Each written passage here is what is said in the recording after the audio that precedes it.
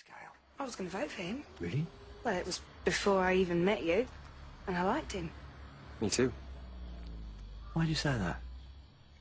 What was his policy? What did he stand for? I don't know, he always sounded good. Like you could trust him. Just nice. He spoke about... I can't really remember, but it was good. Why are people voting for UKIP? I don't mean why aren't they voting for the other guys. I appreciate that people are fed up with career politicians and a self-serving elite. They're justifiably angry about the conditions that they still live in and the issues that they still face year after year. That's why they're not voting for the other guys. But why are they voting for UKIP? I'm not being funny. You could ask anyone to say all of that about the establishment. Literally anyone. An anarchist, a communist, a neoliberal, hell, even a moderate could say all of that and mean it and be right. So would we vote for all of them? I mean, anyone can say they're different to the status quo, but does that make them better than it? And actually, why is Farage different to the current crop of politicians? Genuine question. What exactly is UKIP doing that's different to any other political party? I mean, it's not as though Farage or Douglas Carswell or Reckless or any of the others at the top of the party come from a different background to anyone at the top of any other party. I mean, their members might come from all walks of life, but that's true of every political party. UKIP have representatives, they even have an MP now. How are these people supposed to differ from the rest of those representatives we all think are in it for themselves and all the same?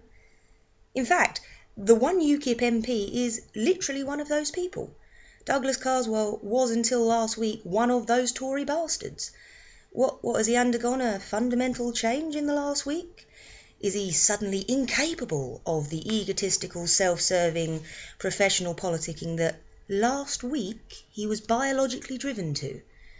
If every politician in the Houses of Parliament suddenly defected and became UKIP, would we be going, hooray, there's been a massive change in the system, while the exact same people ran the system?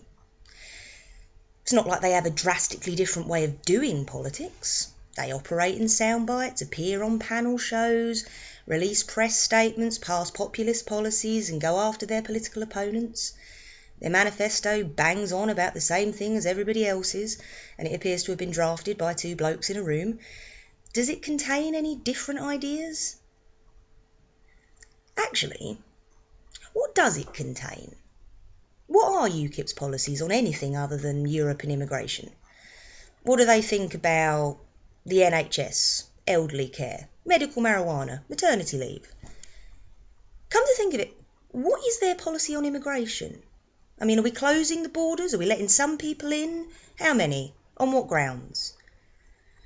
Let's really look at this situation. In the wake of a global financial crisis, burdened by years of recession and austerity, the people of Britain began to question the political system.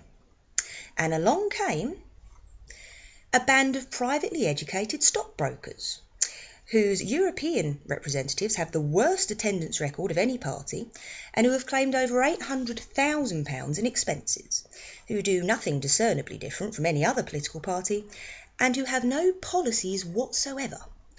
And then a considerable number of people opt to support them because they're fed up with a privileged political elite not doing any work and milking the system.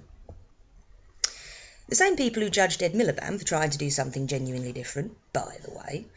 I don't mean to make this too much about my own party politics, but just for the sake of comparison. If this really was about doing something different, we might take a punt on the less showy candidate, the one that's better at talking to people than he is talking to cameras, and who is quietly passing revolutionary policies. See, those sorts of differences might actually address the problems that we have with the system. And what do we say? Doesn't look like a Prime Minister.